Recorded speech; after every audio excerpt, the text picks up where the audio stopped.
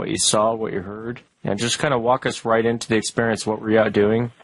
Yeah, sounds great. We were, I was out with some of my family, and we were doing a backpacking trip. I had my brother and some of my nephews, and we decided we wanted to go up and see Ibantic Lake, or not Ibantic, I'm sorry, it was Granddaddy Lake up in the high Uintas, and we decided to go do some backpacking. So got up to the lake, made camp, and then we were going to go out and hang some food in the tree. And I remember going out to try to find a good tree to hang the food with my brother.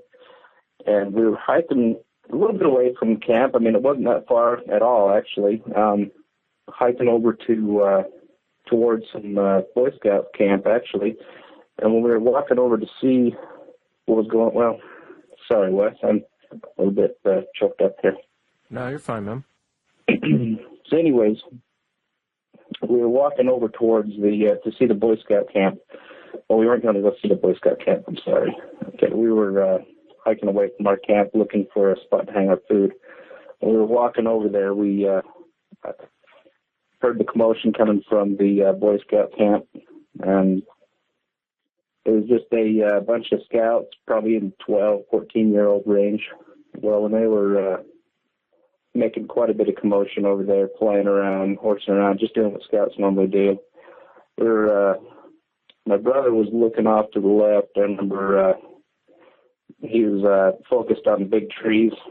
I just glanced over at the scouts to see what was going on with them. They just because they were making a whole bunch of noise and playing, and so it caught my attention. And when I looked over and I saw that way, what I saw is I saw something crouched. It was kind of, let me kind of explain what the terrain was like hiking over there. We were camped on kind of a knoll, so to speak, and then there's a lot of old drainage areas up there in the Uintas.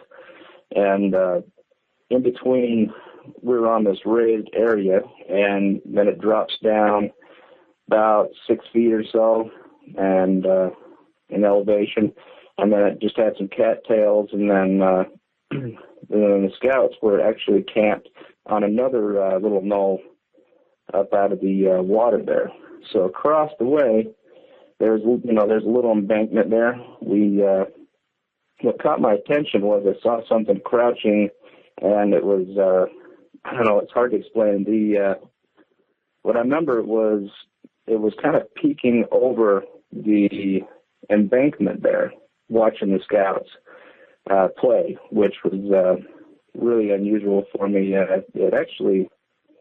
It must have noticed that we were there or heard us or something, because what it did is it immediately, I remember, the main thing I remember is that it turned to the left and it just took off running out into the open forest there. And it startled me to the point when I saw that I unclipped my holster and I started to pull my pistol because I was just unnerved by it. My brother, he's standing next to me, and he freaks out. He looks over at me, and he's scanning the terrain now because he's worried, why am I pulling my gun? And he asked me, what's going on? And I said, and by the time he said that, I was like half draw, and this, whatever it was, it just took off. I mean, it was out of sight that quick. I mean, half draw is out of sight. And when it took off, it was just super quiet. And what I remember the most seeing when I was out, was the biggest characteristic for me was its white hair bouncing off its shoulders with each stride. I mean, it just happens. It was really fast. And it just seemed like it was just effortlessly running through the forest there. We ended up getting, we ended up finding a tree. I explained to my brother what I saw, and he kind of brushed it off because he didn't hear anything. And we went back to camp, and when I went back to camp, I told my nephews that were there, I got one that's just a couple of years younger than me. I told them that what I saw, and they're pretty unnerved by it, but, they kind of started laughing it off, and they said, well, you probably just saw some Indian or, some hermit of the woods, and they started joking around with me, and I'm like, well, I don't think that's what I saw. They were getting really upset at me. I know one of them, he was really upset. He says, hey, I just want to get some good night's sleep tonight. I don't need to be spooked all night. He says, don't mess with me. I know you're messing with me. And I'm like, I'm not messing with you. And just really ate away at me. I mean, we're sitting around getting the rest of the camp set up, and we decided, hey, I told my brother there, I said, wait, I really want to go and talk to these scouts, because, whatever it was watching them, and I didn't trust what I saw, and I thought, I better go let them know. And at the same time, I was really curious. I was trying to rule out what exactly I saw, and I was trying to figure out if maybe I saw one of the scouts, by chance, and with long white hair. And I'm like, well, I don't. So we went over, and my brother, he stood by my side. We went over, and I was asking him, I walked in their camp, and from what I remember, I told him, asked them if any of their party had, blonde or white hair or long hair, and the scoutmaster, he looked at me and he said, no, what you see here is what you get. We've got short hair, brown. He says, none of these boys have long hair. I'm like, okay. And, I think I mentioned somebody was watching, or something was watching, what they were doing from the bank there, and we decided we better just go on. They kind of laughed it off. The scouts did, so the scoutmaster did. So we decided, well, we told them. So I went back to camp. Did your good deed. Yeah, exactly.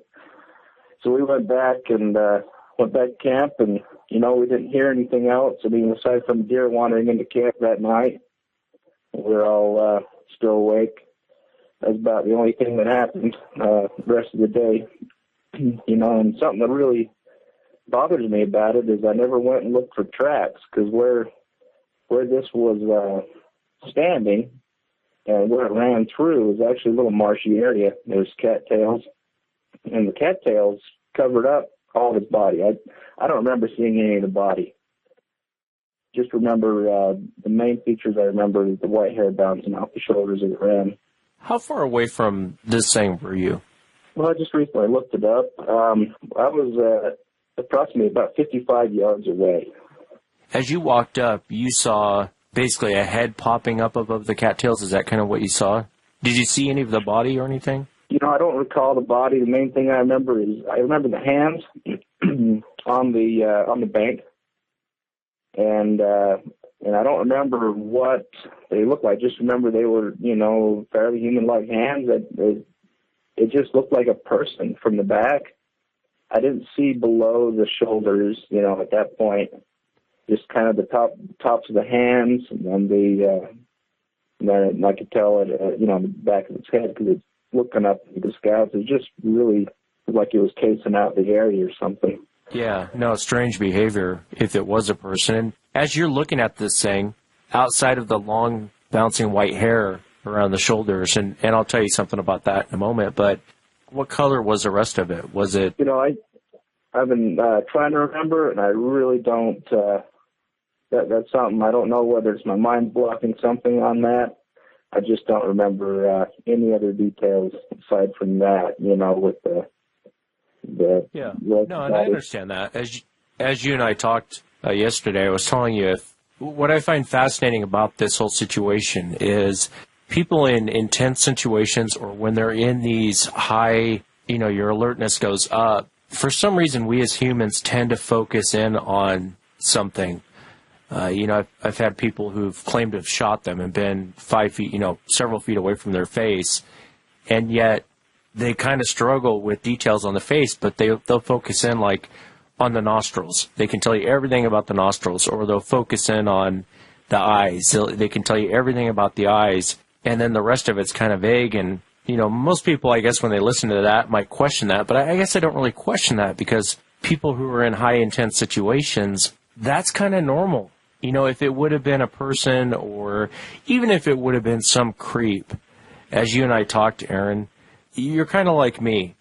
If I pull my gun out, you can probably expect you're going to get a bullet because it's going to take a lot for me to pull that gun out and get ready to fire. I don't just pull my gun out. If I pull it out and I start pointing at something, it's probably going to get shot. Exactly. Otherwise, I'm not going to do it. And if it would have been just a creepy person, I don't know that you would have pulled your gun out. I mean, maybe I'm wrong. I just, from you and I talking, I just don't get the impression you would have even bothered pulling the gun out. You would have probably yelled or, hey, creep, or something to that effect. That's the thing that just shocks me the most is because I've been in situations where, I've had people threatening me and everything, and I just, it's a completely different situation. This is, for this right here, my instinct was to go for my gun, and I felt like I was in danger. I mean, it was running the other way, but it was going so quick. I didn't know what direction it could take. It was just really quick, and it spooked me enough. I think I went back on, I'm ultimately thinking that I just didn't know what it was, really. I mean, to the point where it really unnerved me, and I went back, to my safety net, which is, my complete backup, which is self-preservation. As it popped up, did it jump up on 2 legs or 4 legs when it ran off? It was 2 legs. It was always standing on 2 legs, just like a person. And it didn't really get that much taller. I saw more of it. I mean, I think that moment is when I saw the hair on the shoulders. And the vegetation down there, you got some cattails or some reeds. I can't remember what kind of, it's just the typical marshy vegetation down there and tall grass. But it went up to probably, I don't remember seeing anything past the shoulders. I just remember the hair going down, draping over its shoulders. And like I said, when it took off running, the biggest thing I could think of was the hairs just, I just focused in on that hair. It was long, really brilliant white hair, and it just bounced. It was every time it took its stride. I mean, and when the stride, I mean, the best way I can describe it is, when you ever see an Olympic runner in a complete full-on sprint. I mean, that's where this was from, like, zero, just from just standing there to full-on sprint, like, just like that. I mean, and it was, like, effortless through the force. And every time it hit, you could tell that foot landing. You could see that hair, and that's what I associated with. At least the hair was just bouncing off the shoulders. Yeah, and that's interesting, too. How tall do you think it was? I realize at 50 yards, you're just it's a rough estimate, but how tall would you say the thing was? It seemed like it was really small. It was probably, I'd guess it was probably around 6 foot tall, but it was slender, really slender. And I gather, I don't know, I'm kind of guessing here because I seen, like I said, I didn't really see much of it, but what I did see is that what it appeared to be is it appeared to have just be really, really agile and slender and just like a well-built athlete, I guess.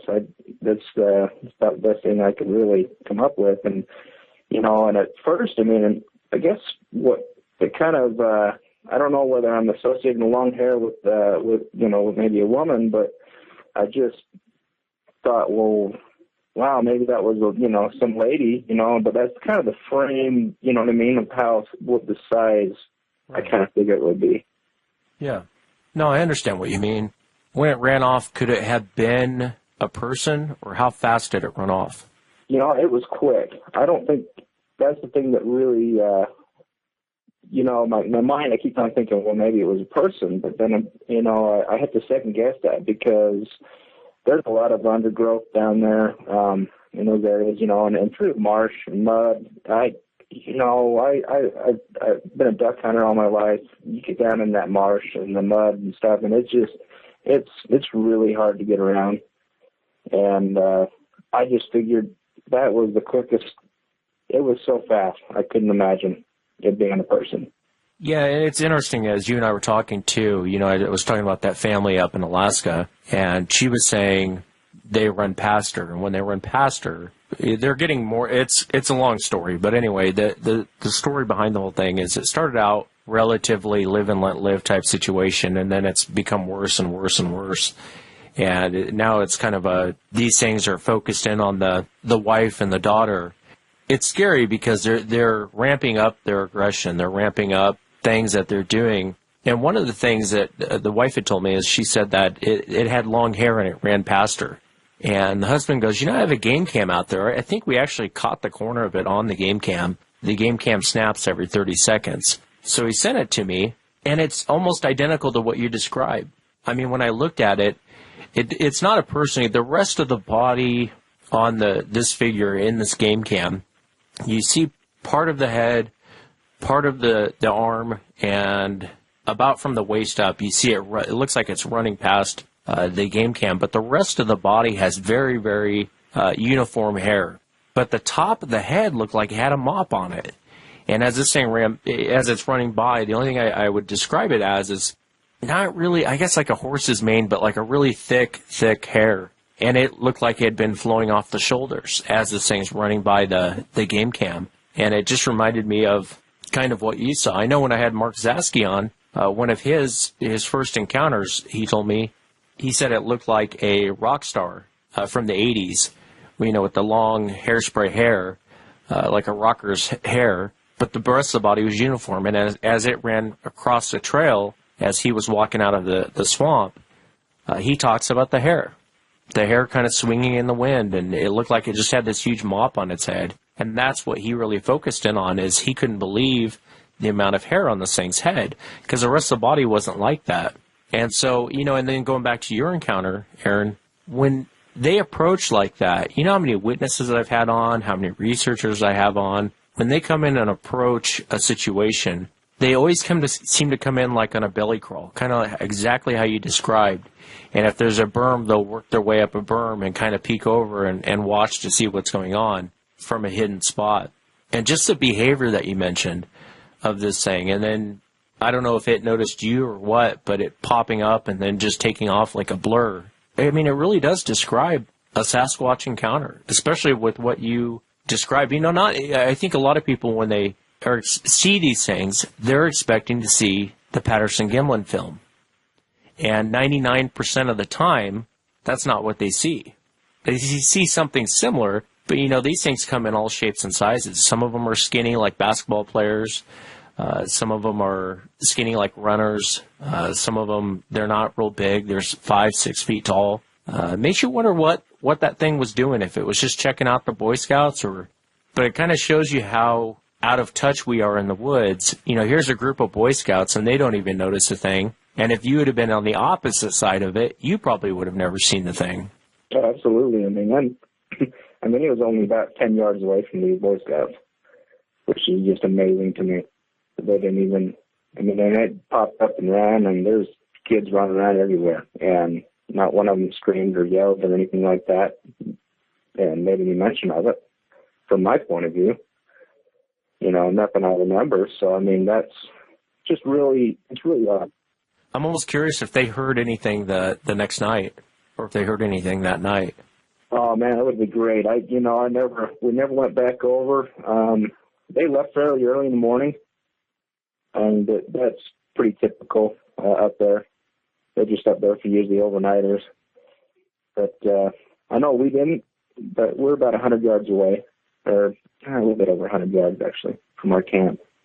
Yeah, and it being in the cattails and everything, I can kind of understand why you wouldn't see the full figure. This thing was total commando style going in there. And it, like I said, like in Texas, when I was camping in Texas, they would say, around this camp, they get a lot of activity, not in the camp, but around the camp. And we walked outside of the campsite we were in. On the outside of the campsite is this berm, and it's this almost like a back trail, not a trail for humans, but a trail for like deer and everything else. And we found all kinds of tracks back there, Sasquatch tracks, using that trail, coming up, looking in camp. And when I walked back there, I realized, even a guy my size, I could sit back there, watch the camp all night, and I guarantee no one would ever see me. And so it just kind of shows you, why do they do that? I don't know. But it's kind of like I'm going to have Randy Harrington on Sunday, and he's going to talk about how they approach and then how they leave is different. And when they approach a camp, they kind of come in quietly. And a lot of times when they leave a camp, they leave it very loud. Why they do that, I don't know. You had a couple other strange experiences out there. What else happened while you were out there? In the mountains, it's just a really, I've had just a different feeling when I'm in those mountains, backpacking. We've been up in the Wyoming area and the Wind Rivers, and, I'm at peace up there, even though there's a grizzly bear. But the one encounter I had, I want to share with you is, not really an encounter. It was just kind of a night of odd occurrences. I had went backpacking with one of my nephews. We just took off after work back in 2007, and we got up to the trailhead pretty late. We were going to hike into Atlantic Lake. We started hiking, and then we hiked as far as we could until it started to get dark, and we had just come over this notch pass, and we're hiking down in, and it's surrounded by just really large rock slides, big, fairly good-sized rocks on it. And down the bottom, there's a little lake, and we're not quite at Atlantic Lake. Atlantic's probably another half mile or so down. That's the main spot everybody goes down to camp and make camp at least. We had hiked down. Like I said, it was getting dark. We decided, well, let's get off the trail, pitch a tent. We don't want to be up here in the dark hiking around, especially because we didn't know the area.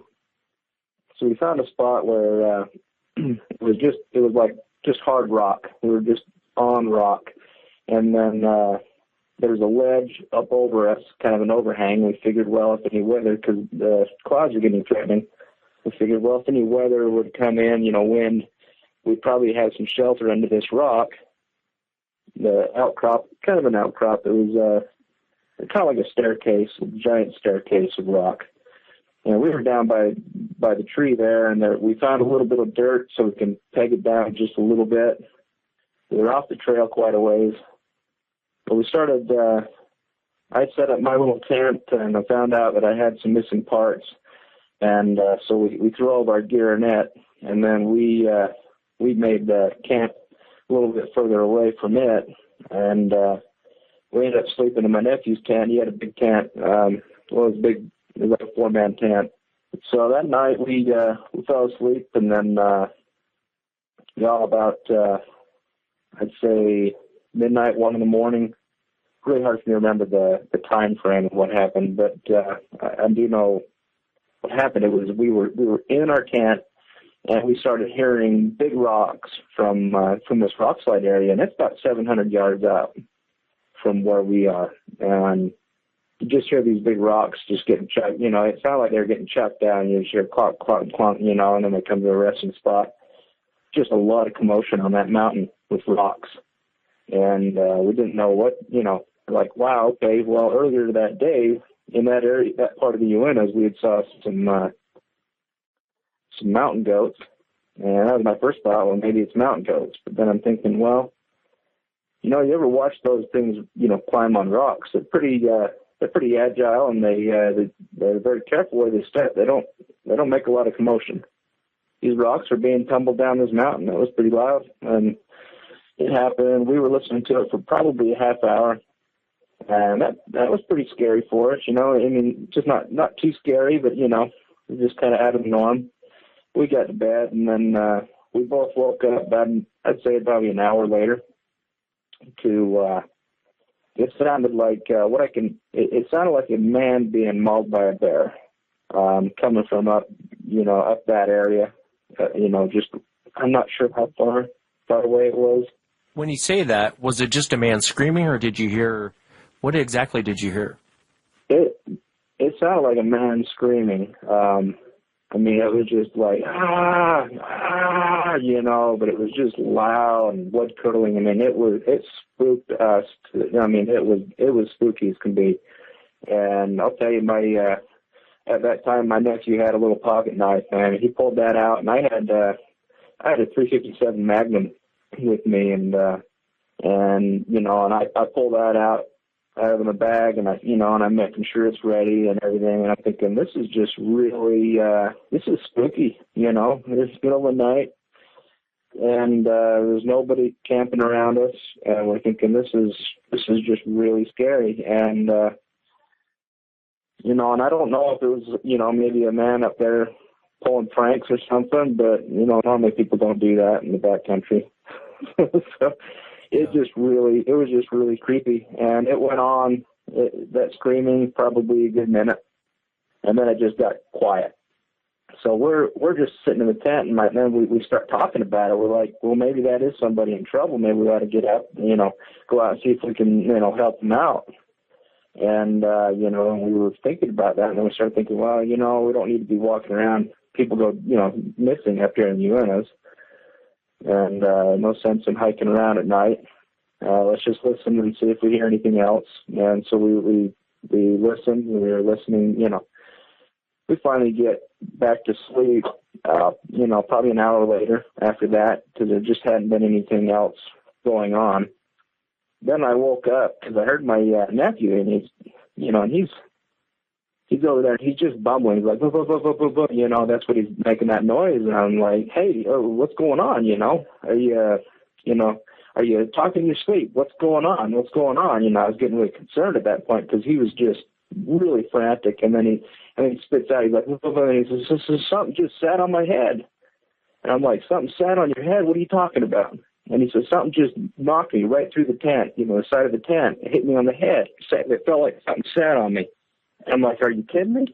And at that time, I was just really unnerved, and I started hollering from the inside of the tent, and I opened it up, and I got the flashlight out, mustered up some courage, and I'm looking around with the flashlight, and I'm trying to figure out what's out there, and nothing was there. And I'm like, are you certain? He's like, yeah. And he was shooken up, just seriously shooken up by that. And we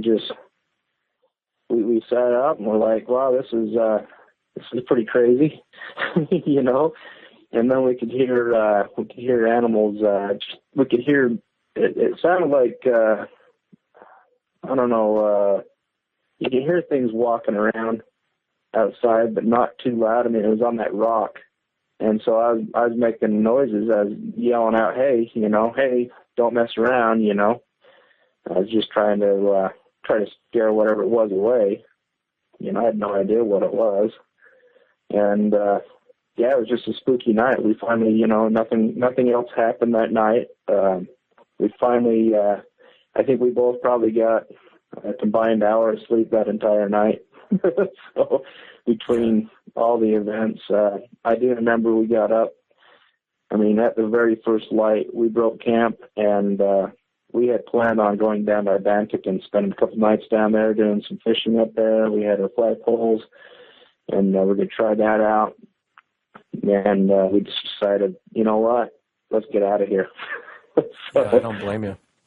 Was this all on the same trip, or was this a separate trip from when you saw? This is actually a separate trip. This is back the one event when I saw that creature with the white hair was back in 2009. This event was in 2007. I gotcha. And a different part of the Uintas. Yeah, it's interesting. People see, especially when they get thrown off by the white hair or the creatures being white. I've had a lot of witnesses that I have a hard time getting them on the air because I'll talk with them and they'll say, well, it was white, so I don't think it was Sasquatch. And Sasquatch, ones reported as white, are actually pretty common. You had talked to, I was reading your email, you had talked to a researcher and he started laughing at you over this whole thing. Did he ever say why he was laughing about the encounter? Oh, yeah, what it was, he was actually pretty excited about it, come to find out. I submitted it to, I can't remember what organization I submitted my encounter to, because I was just looking for answers, and because it was really hard to find anything that kind of fit the description, really, of what I saw, and I called, and he calls me up, and I remember talking to him about it, and I was describing it. As it ran away, the long white hair had bounced off his shoulders, and he had, and he started, kind of laughing, so I stopped, and he's like, "Oh no, don't." He says, "I'm not laughing at you." He says, "Just finish your story. I'm not gonna interrupt, but I have something to tell you." And I'm like, "Okay." So I finished my story, and he says, "You're not gonna, you're not gonna believe this, but," and this was probably a couple of years after my incident. He had said that he just got done investigating a couple that were driving up one of the canyons here, up closer to where I live in the Ogden area, and he said that the couple were driving up the canyon, and as they come around this corner, they saw somebody. They said that looked like they were in a painter suit, and the one guy, one of the people in the group said, "Hey, wonder why that guy's standing on the side of the road with a white painter suit on." And as they got a little bit closer, I guess they realized that they weren't wearing a white, painter suit, that it was all white hair and long flowing white hair, which was kind of interesting. And then the researcher told me that the wife and the husband, they both remembered as it went across the road, it took just a couple strides, it was across the road, and just super fast. But they said when it went across the road, every time it hit the ground, the one key thing that they recall was that white hair bouncing off his shoulders. Oh, interesting. That's what he was. That's why he was pretty excited about that. And for me, I was like, wow, that is interesting. I mean, we're probably about 80 miles away from where I had seen my encounter. But this mountain range, it goes from the Wasatch Mountains all the way down, and it cuts down into the UNS. So, I mean, it's not a stretch. I don't know if they saw the same thing. Like I said, I didn't see the bottom part, of it for me. I'm going to talk to that couple in Alaska and see if it's okay if I share that game cam pic with you. I want to ask permission first because, it's their picture, but I kind of like to know what you think about it. I mean, it's exactly how you describe. I mean, I'd never seen anything like that before, and I've heard people talk about the long flowing hair, especially on the head. You see sometimes people's drawings where it has really long hair on its head, and the rest of the body's kind of uniform. But to actually see it in a game cam, and again, it's not the greatest picture, but it's not a person, I can tell you that, and it's not a suit, it's not a bear. It just reminded me of a Bigfoot, but with long flowing hair on its head. It was the craziest thing I ever saw. But I'll see if I can't send that to you, Aaron, and just get your take on it. Yeah, I'd love to see that. That'd be pretty awesome. Well, I appreciate you coming on the show, and I appreciate you sharing the encounter. I know it's not easy to go and talk publicly about it, but I believe what you saw. And I think what you saw was probably a Sasquatch checking things out. Might have been a younger one, might have been a female, just checking things out. And exactly how you described them, kind of being on their belly, crawling in, and seeing the hands and everything you saw. I mean, I've heard that a million times of them. That's exactly how they approach. And whether it heard you or not, and then popped up and took off running, it's just common. I hate to say it's common behavior, but I hear that stuff all the time, Yeah, well, I appreciate being on, Wes, and appreciate your show. Thanks, brother. Next up, I want to welcome Wendy to the show. And I know Wendy has recently discovered Sasquatch was on her property and actually had an encounter. Her son had an encounter. And it was a couple months ago, wasn't it, Wendy, that you sent me the email? Yes, I think it was back in April. Yes, I know it's been a little bit, and I know there were some good foot tracks you sent me, and just some overall really good evidence. You and I talked about coming on the show, and I know you were kind of leery of it, and I'm really glad that you did. People that have them on their property are the hardest people to get to come on the show. You'd think they'd be the easiest ones to get to actually come on the show, but they're the hardest. And I know it wasn't easy for you, but I want to say thank you for being here tonight. Well, thank you for having me. Let's kind of start from the beginning. When did you start to notice there was something going on and around your property? Well, it was back in February, but I really didn't pay much attention to it because there was snow on the ground, and I took the dog out, and I'm walking around with her, and then I see this print. It looked like there were toes to it, but they weren't very big. It actually almost like the size of my husband's foot. So I thought, oh, well, he was out here walking, but I just thought it was odd, but it kind of looked like toes. And I took a picture, and I sent it to him, like, laughing, saying, oh, my gosh, I asked him, I said, you were walking back here, and I see toes, like, where, your boots should be. And he was just kind of laughed it off, and we thought nothing of it. And it was only like a couple of prints, so I figured it's probably, the way he stood. It didn't look like exactly toes, but it didn't look like a boot print either. And then towards the end of February, he was actually, like, he likes to trim the trees and everything, and he was trimming, and the kids and I were picking up what he was, cutting, and we were picking up sticks. And I was walking through we have the cedar trees, and I was walking back there picking up the sticks, and I was cutting through there when I saw, like, a disturbance on the ground. And I thought it was odd, and it looked like what I thought at the time was like a footprint, which was like a weird-looking footprint. And I called him up to look, and he said, oh, that's nothing. That's probably deer, like, running through. Because, we were infested at the time with deer. So he was just like, it's probably them running through here. He just said it was nothing. I still kind of questioned. At the time, I thought it was just an odd-looking foot, but now that I look back, it actually looked like it was like a little arm and like that little hand, which was weird because it had like a little rock in the middle. And I also noticed like a knee. There was like a knee imprint, and the knee was like huge. And well, we left it at, he just said it's nothing. So I continue to pick up things, and then I'm looking at like where our grass like is, and it's almost like close to the house.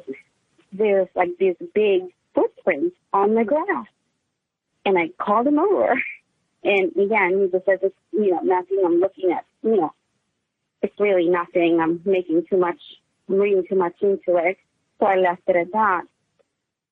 The next couple of days, I walked with the dog every morning, and then I found that's where the cedar trees are, like almost at the end of where they are.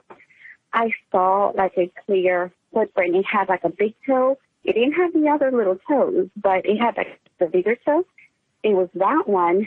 I also found a smaller one, and I believe those are the pictures that I sent you. And I actually posted them on Sasquatch Chronicles fan club on Facebook, and at the time, I wasn't sure. Somebody said, go measure it, and I did, and it was 19 inches.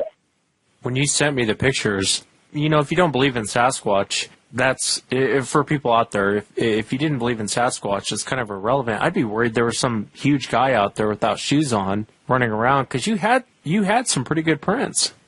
Yes, and I thought so, and I thought, oh my gosh, this is like, there's somebody out here. That week, which is funny because it all happened like in 1 week, we had gone out to dinner. This started like Sunday, and this is like Friday night. We went out to dinner. We came back. It was probably about 8:30, and it was still kind of, it was dark still because, it's still end of winter. We came in the house. Usually my husband lets the dog out, and he kind of walks her around the property. So I came in, and I'm taking my sweater off and everything, and he comes in, and he says, come look at this. So I walk out with him, and he said that someone, he said. Now, he has like a rock wall.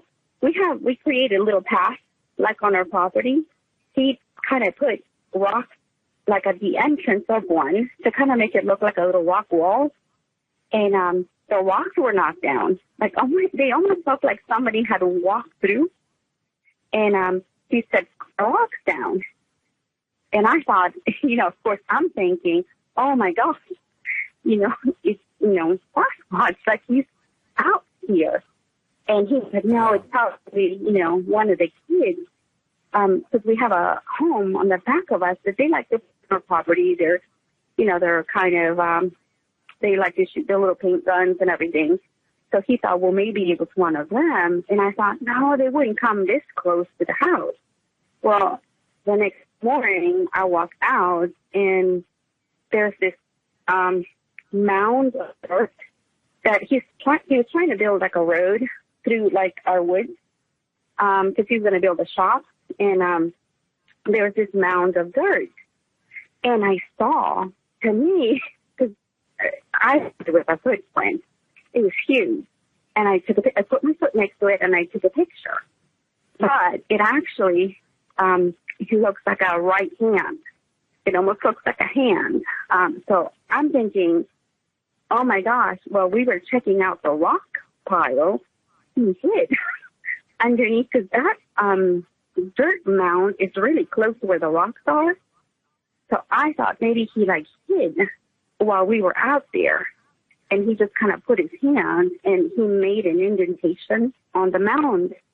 Well, after that, my husband has a fuel tank that he fuels up his truck. And he comes, and this night, this is like the following few days. Because he was coming home from work, and he's, filling up his truck. And I'm out there with a flashlight because, I'm thinking I need to make sure, nothing is out here. He doesn't believe that they're out here. I'm shining the flashlight, and it's just starting to get dark. And from the bottom of our property, almost next to our neighbor at the bottom here, I saw eye shine when I kind of swung the flashlight. And I told him, and he said it was probably a deer. But this actually looked like with the flashlight, it looked like green eye shine, but it was just the light of the flashlight. But it ducked. It almost ducked like it was coming like army style, coming up towards our property. And I kept shining the flashlight there.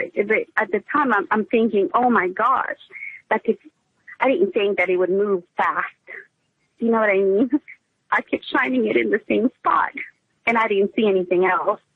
Are you worried at all with these things running around your property? I mean, like I said, I've seen your evidence. You have really good evidence. Does it worry you at all? It did in the beginning, because I've heard, when I started listening to your show, I heard, the aggressive ones and what happened to you, and then some of the callers. And I actually thought, oh my goodness, I can't believe these things are here. And I'm thinking, I have 2 young kids. And again, I began to pray and just, God would keep us safe. And from the times that I've seen them, they haven't been aggressive. And I don't get the feeling like it's trying to hurt me.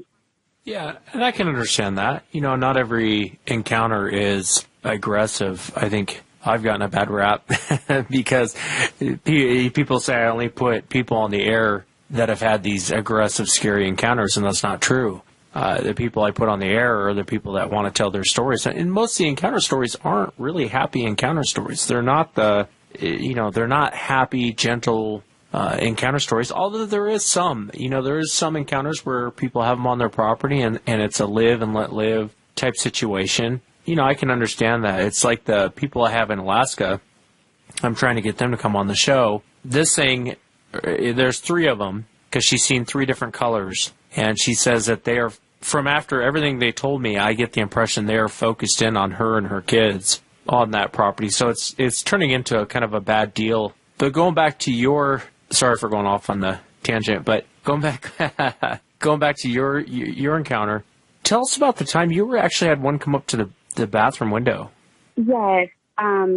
Well, that day, I worked outside, and I was in the garden, and I was doing all kinds of stuff out there. And it got kind of late, and I figured, well, my husband's going to come up from work, and the kids from school, and I'm not going to have time to take a shower, and I have to cook dinner. And so the time got away from me. And I actually ended up taking my shower, which was, I'm thinking around, it was already dark by the time I took my shower. I was taking my shower. I get out, and I'm drying myself off when I start to feel like uneasy, like there's something.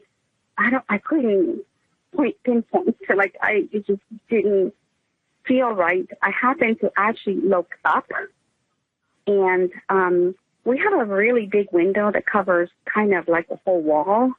The previous owners had put blinds. It's like 4 different sets of blinds, and the blinds don't like fit perfectly to where you don't see light. Like the way they are, you can kind of at an angle you can see.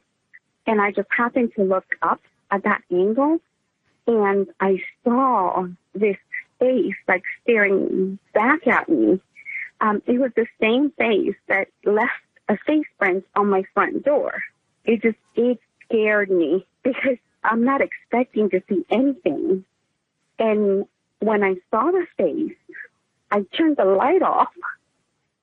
So I'm standing there in the dark trying to analyze what I had just seen, because I'm thinking, oh my gosh, if I have these things like in my head so much that I'm actually looking at it, it's probably in my head.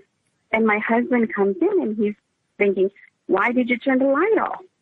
And I'm thinking, I don't want Sasquatch to see me in here. So he turns the light back on, and he's like, just, get dressed and you're fine. Nothing, can see me through the blinds. So I was saying, okay. I got dressed, and he said, well, he was going to walk out on the deck. And I said, okay, I'm going to go outside with you. We are both standing on the deck. We hear, of course, our dog is out. She kind of runs out and barks, and then she comes back to the deck, and we heard like a bird. And this is like already like late now.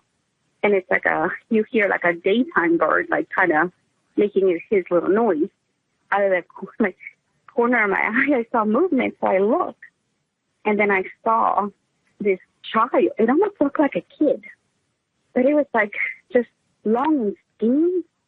I just saw like a round head and just really skinny, but the arms were long and running pretty much from, we have an empty lot next to our property. So he ran from that lot over to our cedar trees, but it almost looked like he took 2 or 3 steps and he was already in the cedar trees. But he wasn't moving his arms. They were kind of close to his body.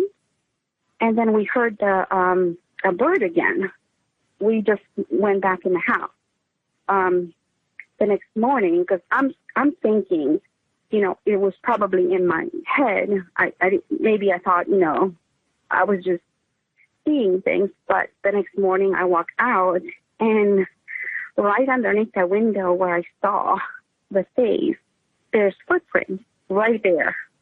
And that window, it's high. How high up is that window? I would probably say about where I'm thinking he might be like a 9-footer, because I saw him about halfway. We're on the 2nd story where that window is. I don't know exactly how high that is, but if I stand, it wouldn't be, a human would be too short to look out inside. I'm glad you brought up the window smudge. I remember when you sent me that picture, I just quickly glanced at it and then started really looking at some of the tracks you had taken pictures of, and I was looking at some of the other stuff you had taken a look at. And I was taking a look at some of this other stuff, and you had said, hey, what do you think about the smudge on the window? And or on the door. And I remember I went back and I opened it up, and I kind of blew it up, and the moment I did, yeah, you can see it. I mean, it looks like a monkey smushed its whole face against a window, and it was oily when it did it. And it looks like, that's the best way to, it sticks out like a sore thumb when you look at it. You can definitely see. You can see it looks like a monkey pressed its whole face against the window and looked, or on the door and looked in. Yeah.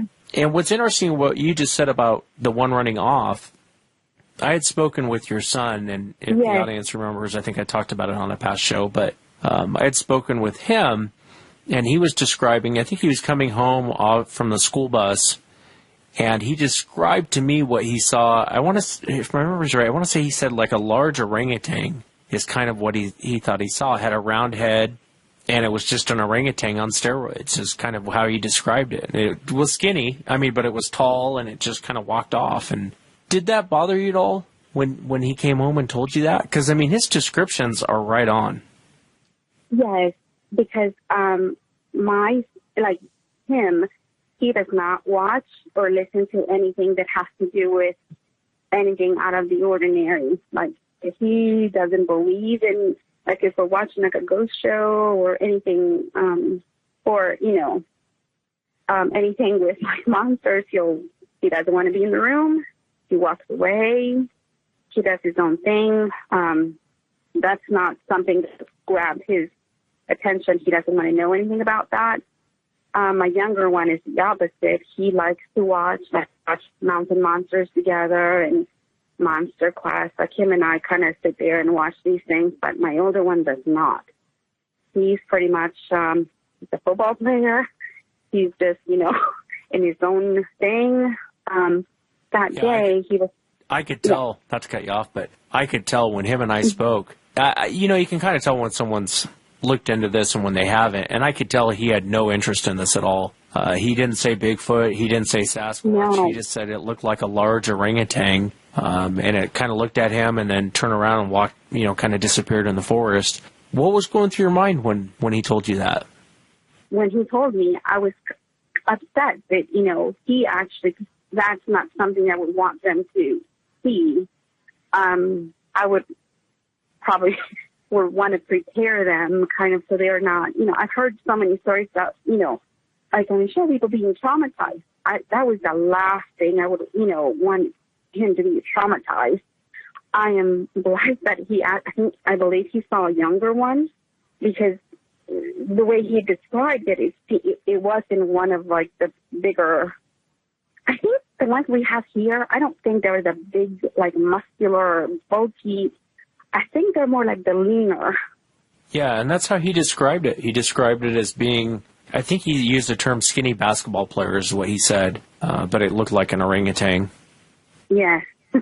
So, I'm kind of, I guess, because I think that if it was something like, he would have thought more like monster, and it probably would have affected him.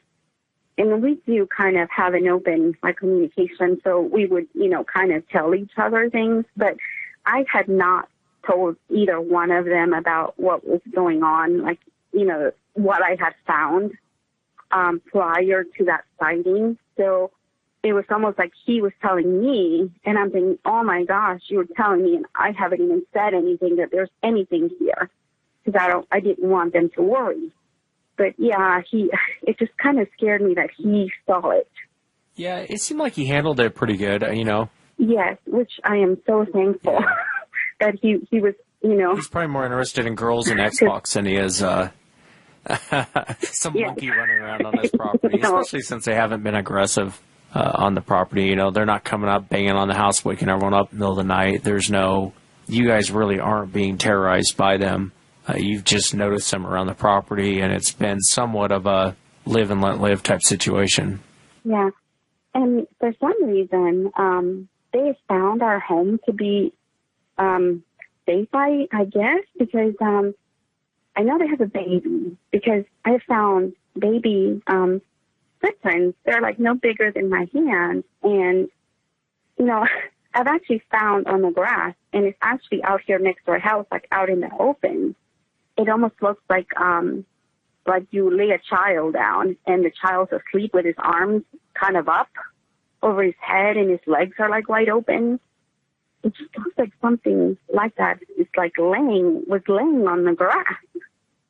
And I've taken pictures of it, but because it's on the grass, you can't really, they don't come out on my phone. But, it just,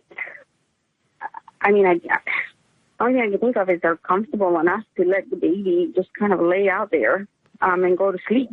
Why do you think they're around the property? Why do you think they're hanging out around this property? The only thing I can think of is we have trees, which is not even like a large wood line.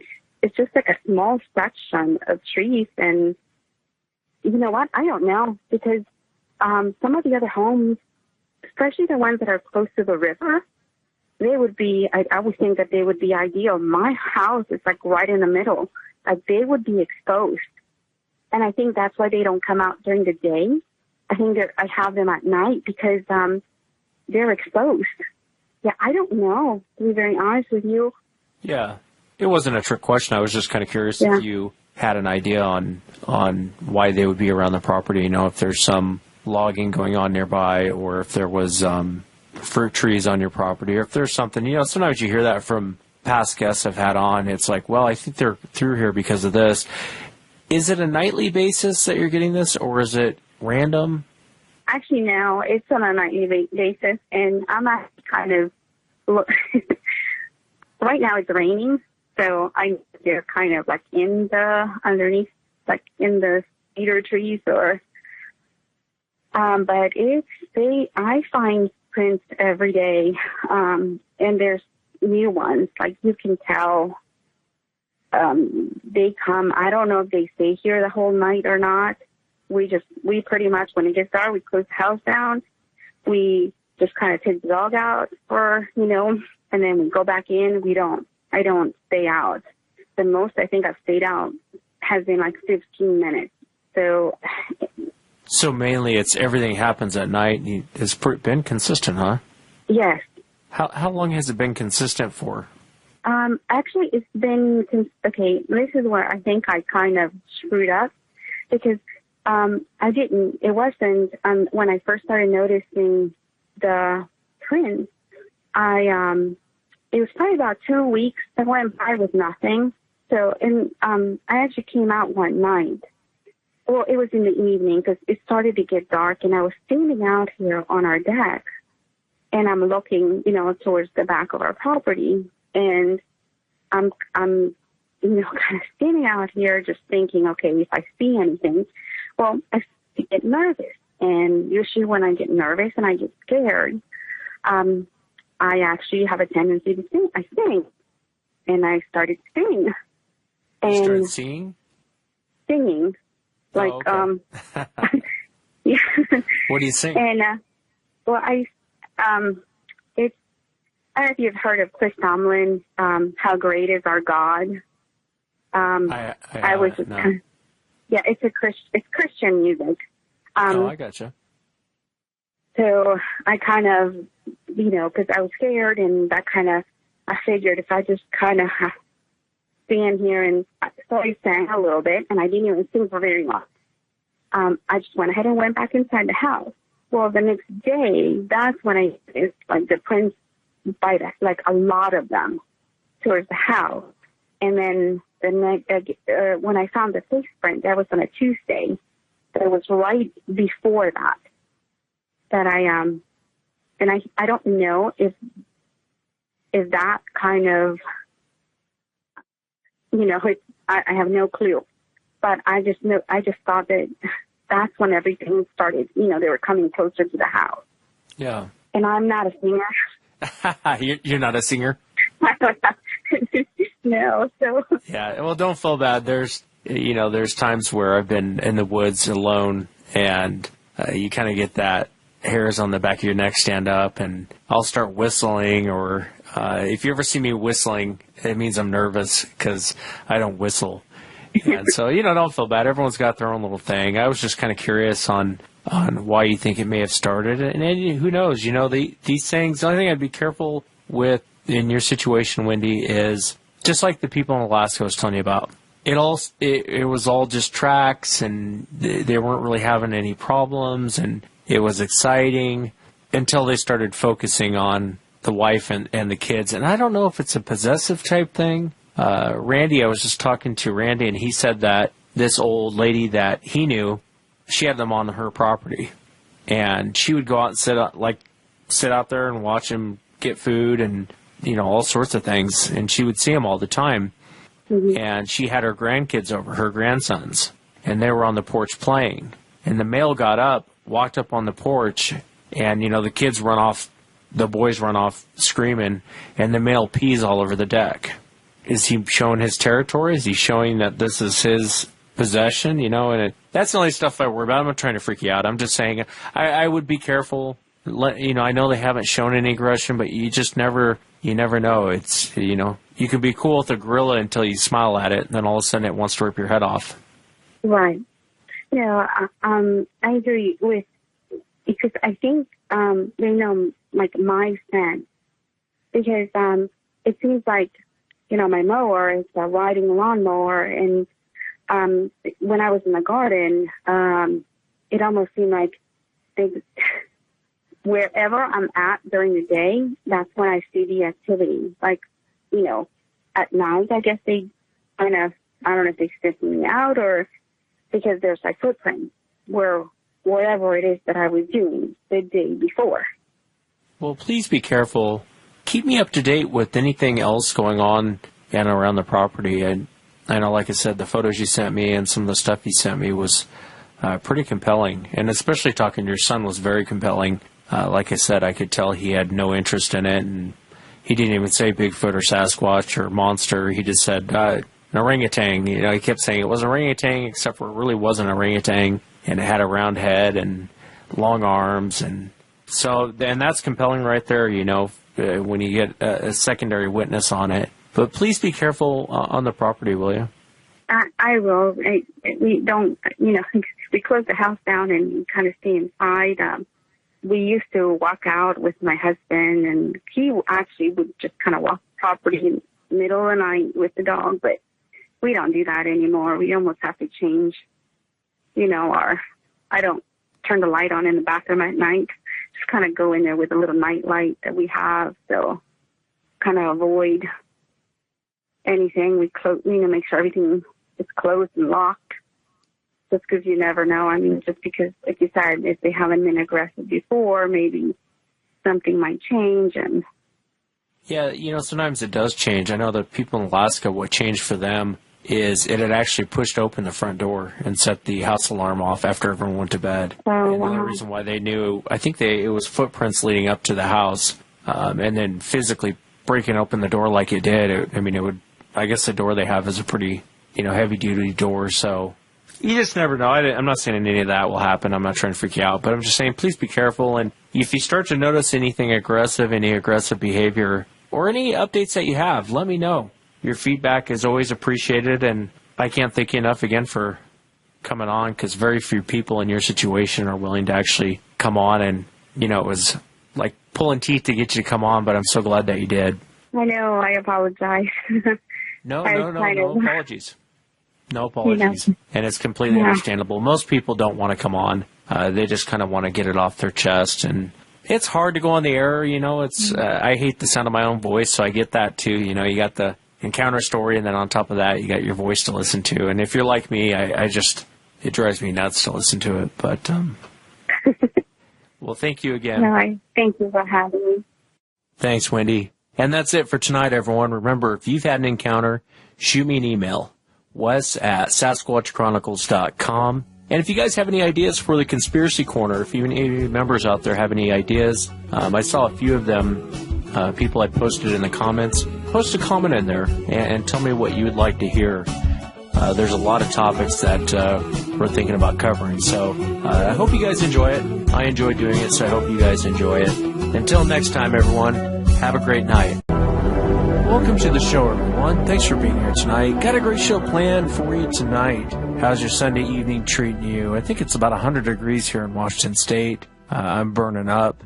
But that's neither here nor there. I got Randy Harrington coming up on the show. And Randy's a researcher, a good friend.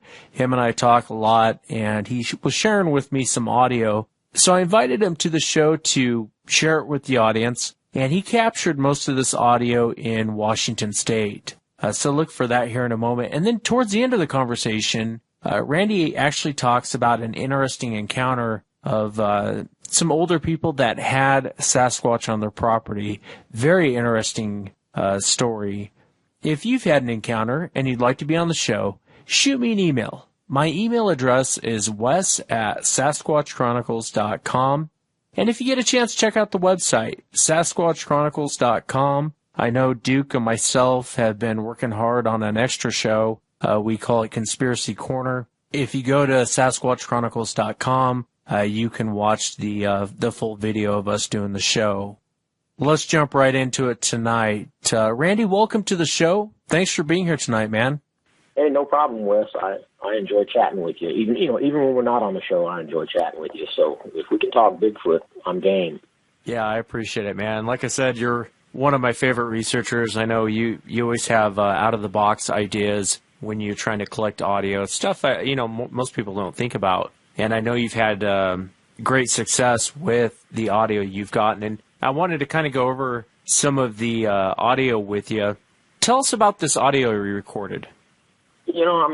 The listeners can gather what they want from what I'm saying, but I can tell you that I've tried a million different things in the years through my research, and I have found one that is really more successful than the rest. Not always successful. There's been times I've spent a whole week in the Kiamichi Mountains and had nothing happen. So there's plenty of times when nothing happens and there's not a whole lot you can do about it. It's just a numbers game. But the one thing that I've done that has been more successful than any other approach to these creatures is getting yourself hidden. You have to be comfortable with yourself and your thoughts because you're going to spend a lot of time alone and quiet.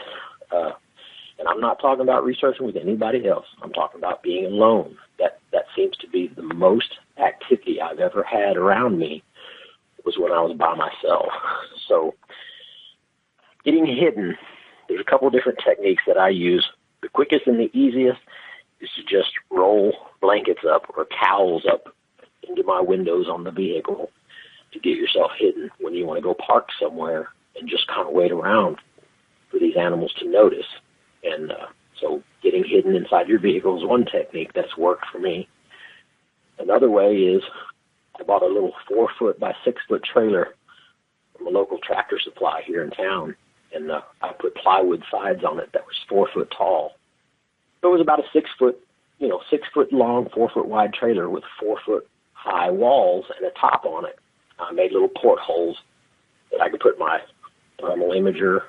Not my thermal imager at the time. I only had a night vision, so I had a night vision scope that I could stick in these holes and peer outside the trailer.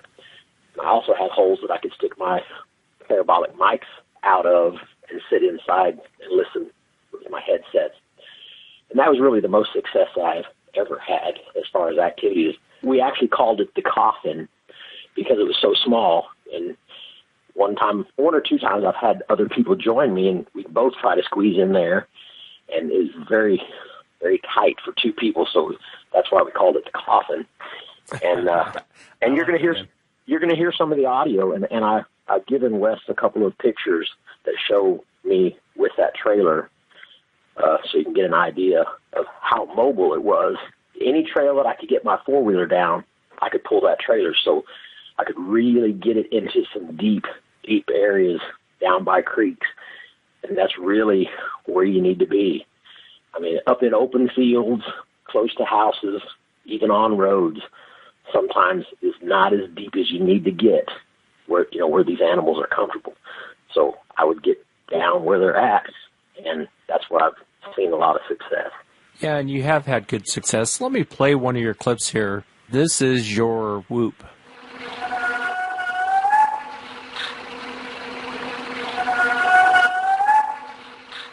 Yes, that was a very nice whoop, and that was in an area of Oklahoma by Lake Oologah. I'd been there for about 2 years. Well, the whole length of time that I researched it was about 2 years. I can't exactly remember what part of that 2 years I got that audio, but I also got another audio that I can't share tonight because I can't locate it, and it is an awesome scream. It was a scream that would curl your hair, and I had it at the beginning, shared it, but for some reason I've lost it, can't seem to locate it. But anyways, that was a great whoop. And the story about that night is I'm in my little coffin box, and I'm sitting by the creek, and I'm hearing these whoops all over. I would hear one a quarter mile away. I would hear one 100 yards away, and I would hear one really close. What you just heard was really, really close. And I think I counted at least 25 or 30 of those whoop calls throughout the night. And so I was talking to somebody the next day, and I think I even let Mike Humphreys, from the infamous Humphreys cabin. He's a gentleman friend of mine who's a longtime researcher, and so I was kind of bouncing ideas off of him, and and I was kind of green. I'm still kind of green. So anybody that can give me input, I will ask their advice. And so I let him listen to it. And he said, I've heard those before. Those are locator calls. And I said, locator calls? I said, man, I heard 30 of them. They were all over at different distances. And he says, there was a bunch of them keeping track of each other. I thought the night that I was there, I thought it was one animal that was just making tracks, and he was just whooping wherever he was at. And I was just thinking there was one animal moving all over the place. But to think that there was a bunch kind of sheds a new light on the subject. I mean, it's a really good, creek area out of this lake, and it goes into, there's probably a 1 mile by 1 mile wooded area that has nobody living in it, that it has to travel through these creeks to get to. So I think I was in a very good travel route from lake to this 1 mile square wooded area. So, but who knows? Yeah, and for people listening, Mike Humphreys, he's the Siege of Hanabi guy, or Honobia, however you pronounce it. You'd probably know better, Randy, than I would. Honubi. There you go. He had them on his property, so I would take his word for it. And it kind of makes sense, even I've said in the past, even we as humans do the whoop call. When I worked in a warehouse, guys would whoop back and forth to each other while they're running forklifts. So, I could definitely understand that. There's this other one. I know these were taken in Washington State, and we don't have to give away the location of where they were taken, just for people out there so they know where they were taken at. Let me play the massive triple knock.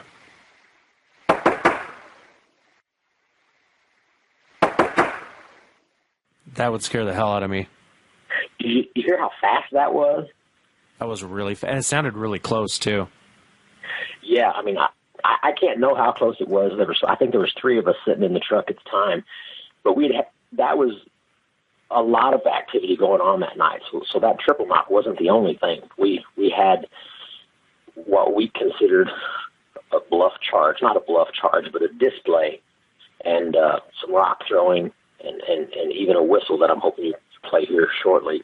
But so all of this activities happened within just a matter of a couple of days in this one location. So, even though our anxiety level was pretty high when this happened, it wasn't as surprising as if that was the only thing that happened. If all of a sudden that was the only thing that happened, then it would have caught us off guard. But we had so much activity at that time, this was just a piece of the activity. And when you heard them whooping, I want to go back to the whooping for a second. When you heard them whooping, were you nervous at all? I can understand being excited, but were you nervous at all hearing that much going off at once?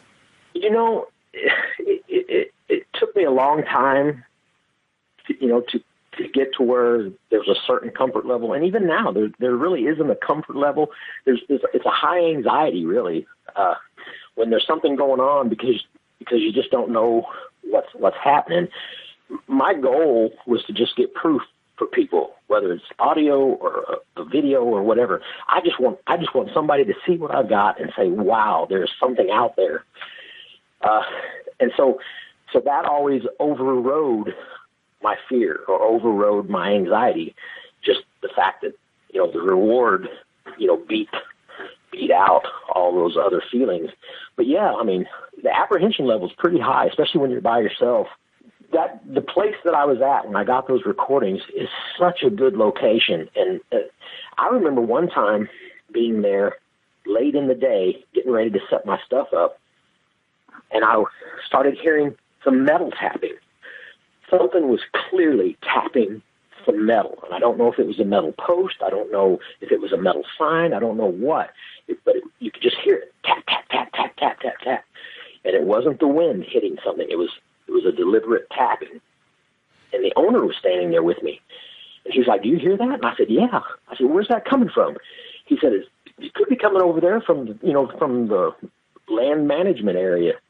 I said, "I got to hear what's doing that." So I dropped down into the creek. This creek is deep. It's a deep, probably 10-foot high walls in this creek.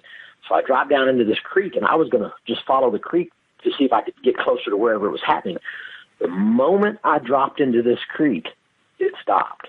So that told me that whatever was doing it saw me and knew that the moment that it couldn't see me, that he had to worry. And that's an interesting observation on my part, because it happened again the next morning when I was by myself. I was still in my box. I woke up from the night before. It was about 9 o'clock. Usually when I stay up till 2, 3 o'clock in the morning, I sleep till at least 9 or so. So it was about 9, and I woke up with my headset on, and I heard the metal being tapped. While sunlight is out, and I'm in my box, and I'm hearing the same tapping that I heard from the day before. And I got excited because I was like, clearly there's a critter that's his MO. That's what he does. So I'm hearing this metal tap again. So I slipped the door of my box open. I try to be really quiet. I just slipped my door open, and I belly crawled out of the box and dropped down into the side of the creek. And the moment I dropped down into the side of the creek, it stopped again. So it was something that had the advantage, the high advantage, was clearly watching me and monitoring me. And that knock might have been for the benefit of his companions. Who knows? Who knows what tree knocks mean? Who knows what any of their signals mean? We can only guess. But the fact that he was doing it until I was dropped out of sight has to mean something. Yeah, that's very interesting. That's a very interesting observation. And, like you said, it makes sense. As soon as he saw you, noticed you noticing him, it was time for him to back off, Right. I don't recommend anyone goes out there alone just because of, what could happen. But I guess for people listening, Randy's kind of a monster. He's he's a bodybuilding monster. So, but for us mortals, I'd be a little nervous going out there and doing that. So what's this one? It's Whistle. Let me play it real quick and then talk. Okay. That was a part in Washington. That's one of the first good audios. In 12 years, I've never gotten a whistle. I may not have ever even heard a whistle, but this was at least midnight, maybe 1 or 2 in the morning, and I'd moved to several different locations on logging roads, and I just said I would move somewhere and I would sit for an hour. If something didn't happen within an hour, I would move to a different location and sit for another hour. And I had another gentleman with me in my truck, and we were just sitting with our seats leaned back, just listening. And then we got this whistle, and it was after the whistles that we got some rocks being thrown. So the whistle was very significant in the fact that it doesn't sound like any bird I've ever heard before. It was 2 o'clock in the morning in pitch darkness, and it was followed by some rock throws. So I believe it was a Bigfoot that did this whistle. Yeah, that's creepy, especially in the middle of the night. You hear something like that. It doesn't quite sound like a person. It sounds definitely off. It's definitely not a bird. I can tell you that. It sounds like a human trying to get somebody's attention. It sounds like a human. It sounds a little off than what a human would do. There's something different about it. I'll have to listen to it again. There's just something off about it. Definitely something off about it. To me, it sounds like it pursed its lips, but it wasn't quite a whistle. It was just a lot of air going through pursed lips. That's exactly how I would describe it. Almost like it wasn't quite ready to whistle, but it went ahead and did it anyway. Right. Did it only whistle one time that night? Or did you only hear that? Yeah, that was the only one that we heard. At this point, we were a couple of days in with the gentleman. These were new guys that I'd researched with. I'd never researched with these guys. These are all Washington, people that live in Washington area, Oregon and Washington. So we were talking about our different techniques, and they were anxious to give mine a try, where the windows are all sealed up in my truck while we just sit there and use my parabolics. And I've got to tell you, you can tell when somebody's excited, and we had so much activity. They were really stoked, and they were even talking about this technique as being something like a technique, just an abandoned vehicle type situation, that might draw in their curiosity. But the thing that they would tell me about is where they would park and get out and sit in lawn chairs and talk and even make fires, and they had activity doing it their way. But the way that, the way we were doing it with the closed up vehicle, they clearly saw the benefit, because these creatures will come in and they can't see you. They want to see you. They can smell you. They can smell the car's been running. They heard the car come in, but you're not doing what people normally do. And so they can usually stay back at a distance and watch what people normally do if you're sitting in chairs and talking and doing whatever campers do or sitting in lawn chairs. But when the vehicle is closed up and it's been stopped for a while and they don't know what's going on, for some reason they're almost compelled to throw a few rocks at you, make a few noises, and see what you're doing.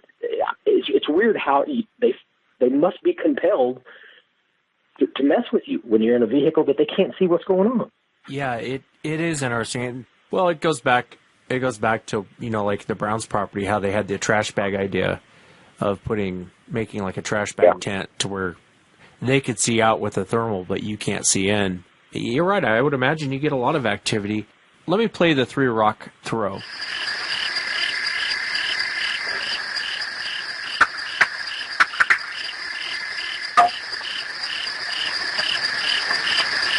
That sounded like a rock clacking together and then being thrown. That's my take on what happened. Because of what happened that night, I'm pretty sure there was only one animal there. So the number of knocks that happened within that short frame of time can only tell me that it must have had a rock in each hand. And those first few pop, pop, pop, pop was clacking them together. And then there was a pause, and then you can hear it clearly hit a piece of wood. And I had some wood sitting around my campfire, so I think he was clacking it with his hands and then threw one that hit a piece of wood that was by my campfire. Now, my parabolic mic was only laying about 8 or 10 feet from that campfire. It was under my truck. My tent was set right at the front of my truck with my parabolic laying under the truck, so nobody could see the parabolic laying out there recording or anything. That's why, I was able to get all that activity. And in that particular night, here's what happened. And I only knew this from after the fact, because what woke me up, it was about 3 o'clock in the morning. I heard something crossing the creek, and I sent you some pictures of that night. You can see where I'm on that creek and that rocky sandbar. That's where I was camped at. It was all rocks. And I've got my Polaris Ranger there, so I sent you a picture of me and the Polaris Ranger in that creek, and that's the water that you're going to hear this thing walking through. But it left about 3 o'clock in the morning, and that's what woke me up. This thing was sloshing through the water, churning up rocks. You hear rocks churning up under its feet as it's pushing through the knee-deep water. Well, the water's not all knee-deep. It's probably waist-deep for me before it gets to the other side, so it might have been thigh deep if this was a big critter, but it's pretty deep in spots. But it's mainly just a 30-foot wide creek, rock bottom, clear water creek. So 3 o'clock in the morning, I wake up to this god awful noise of this thing sloshing through the water, and to me it sounded like it's close because I'm listening with my headset on with the parabolic, and I set up in my tent, in the complete darkness, and I'm thinking, I've got a visitor. I've got something is here, and I was excited. Unfortunately, I didn't hear anything else after that. And I sat there for the longest time expecting to hear something, but I didn't hear anything.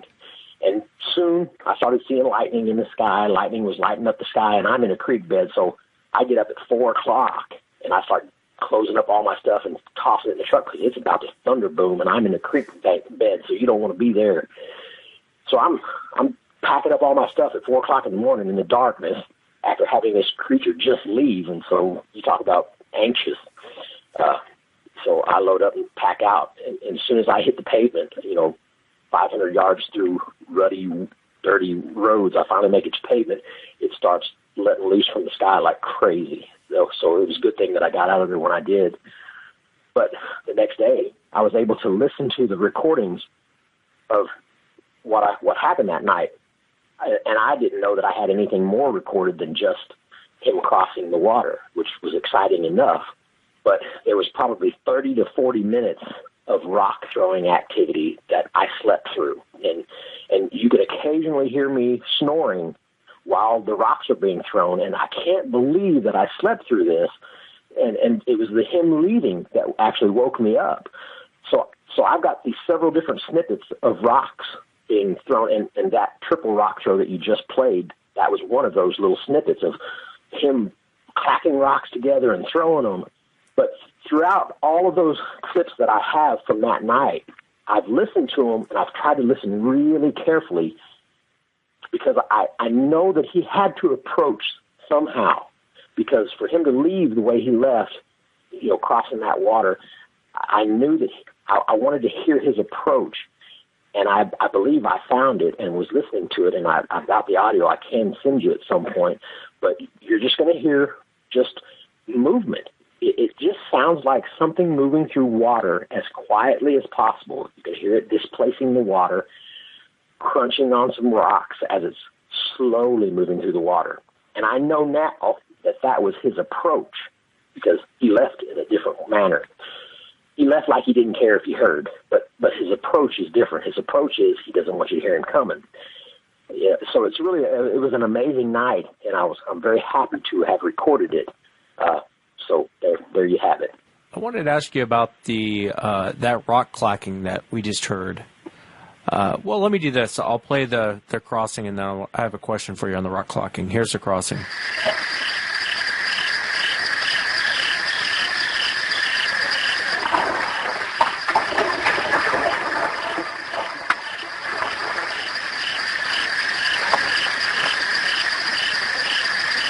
How far are you from that river? I was right. I mean, I was probably maybe 10 foot. Matter of fact, I had to build the fire up on rocks because it was wet there. So I mean, I was right on those flat. When you look at those pictures that I sent you, you'll see those flat rocks right outside of the water. That's where my tent and truck was. Yeah, and I'll post those on Sasquatch Chronicles so people can see the pictures and the location you're talking about.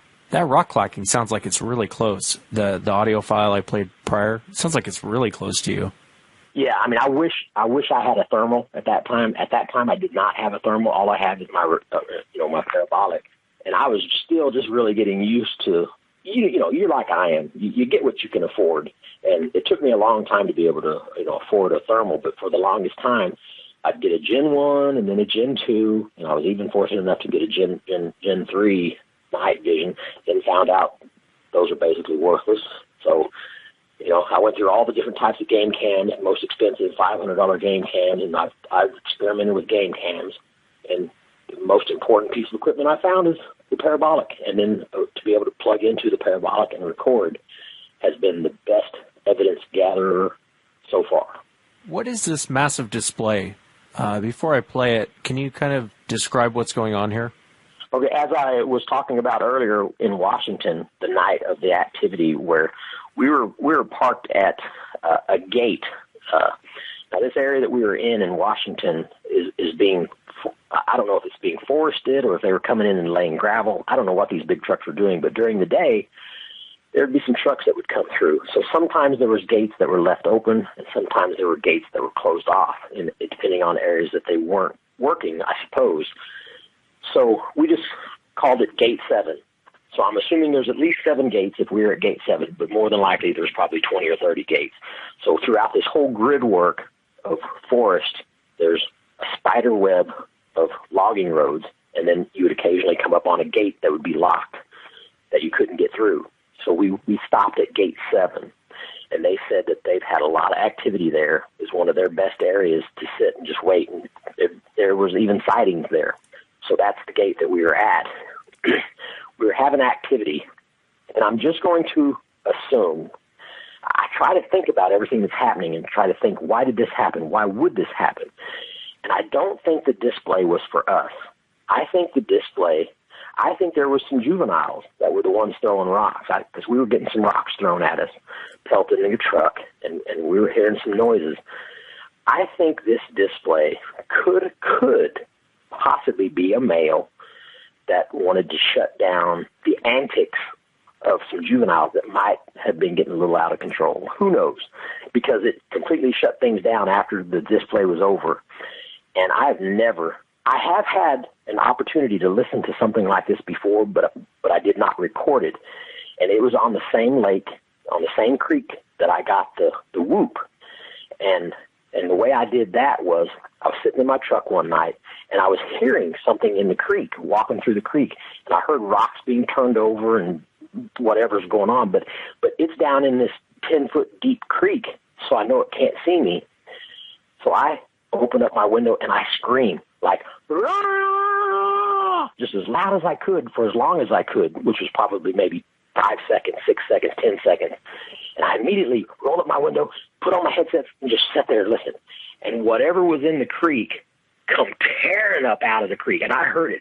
I mean, he was breaking branches and just tearing out of the creek, climbing the creek bank to view where that scream came from. And the moment that he saw my truck, I'm just assuming because of what it sounded like, he stopped.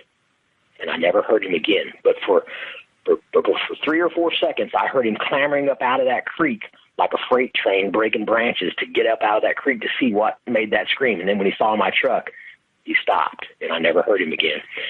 So I have heard a display like this before, but I didn't record it.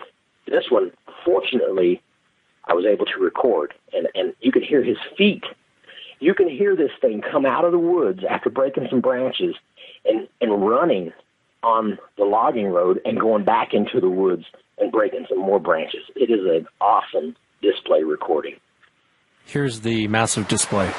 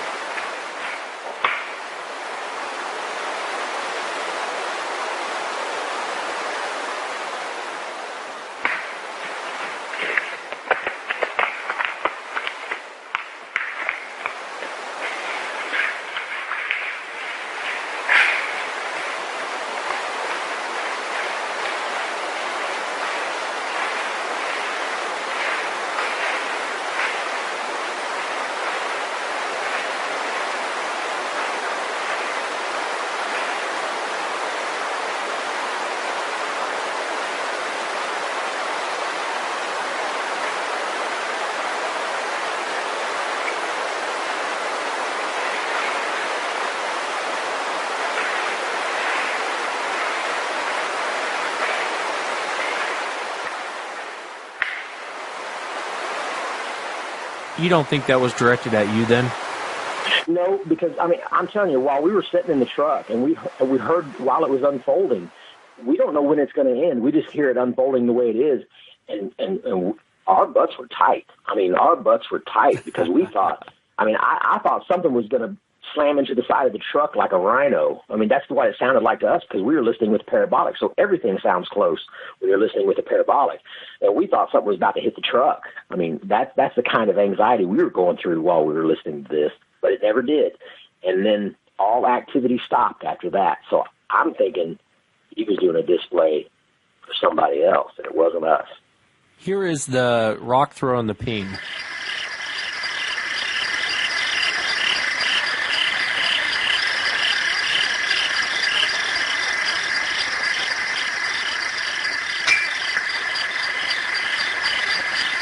That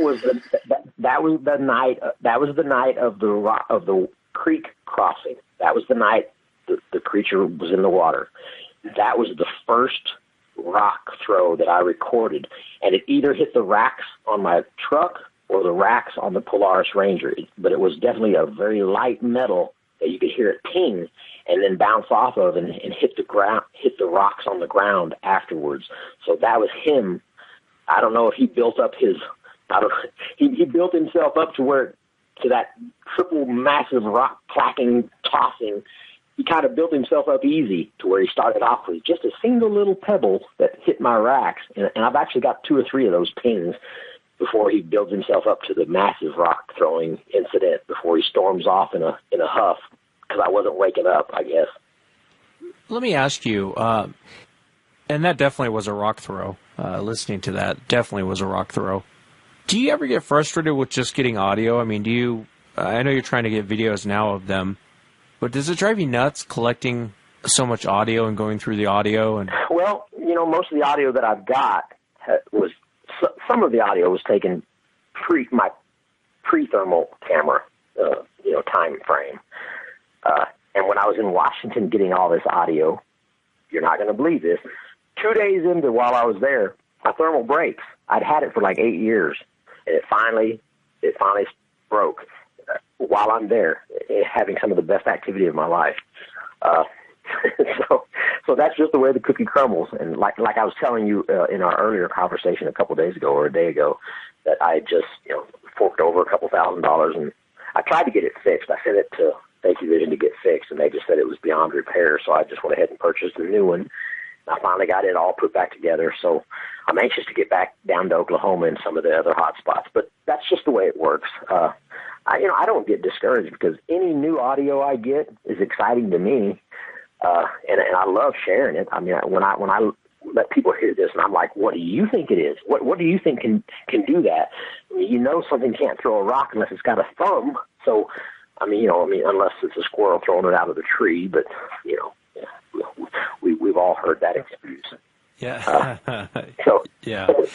No, I hear you. I just thought I'd ask you. I know you work so hard getting the audio, and you're very serious about this. And there's a lot of things I respect about you in this whole topic. And I know you work really hard with collecting the audio. I was just curious. Sometimes how it goes with audio. You got to sit and record it, then you got to upload it to your computer, then you got to go through and search for it. Because there's hours and hours and hours of audio in there, and so you got to go through and search and find. I love the intellectual part of it. Man, I've always been a reader, so I'm always trying to gather information. But what I do is I scour reports, and anything that anybody puts out, I like to read. I like to read to see if it coincides with things that I've witnessed and had happen.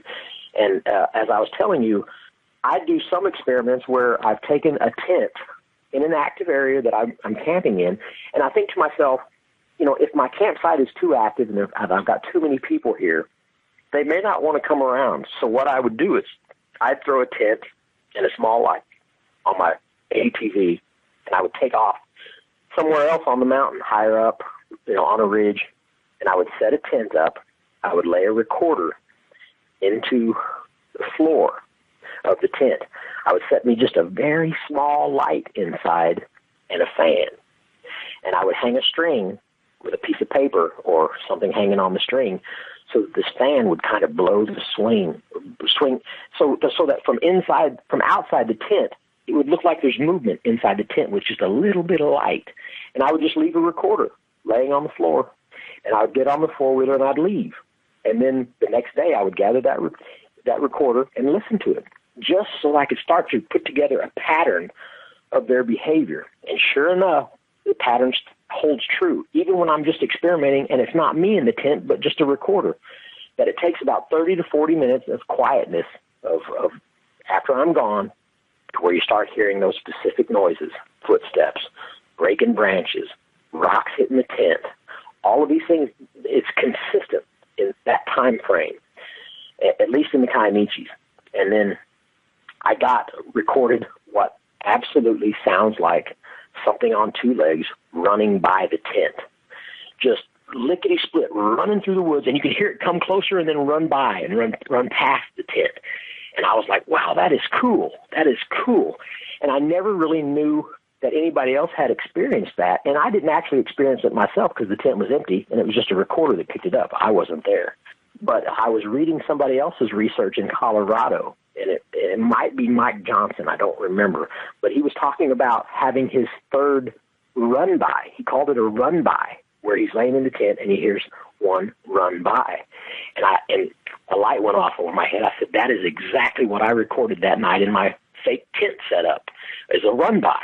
And here's somebody from Colorado, describing the exact same thing. So we're talking about the same exact behaviors in different parts of the states. The consistency with these things are astounding, to be in different states and doing the exact same things. So I thought that was pretty cool. And that's what I like to do.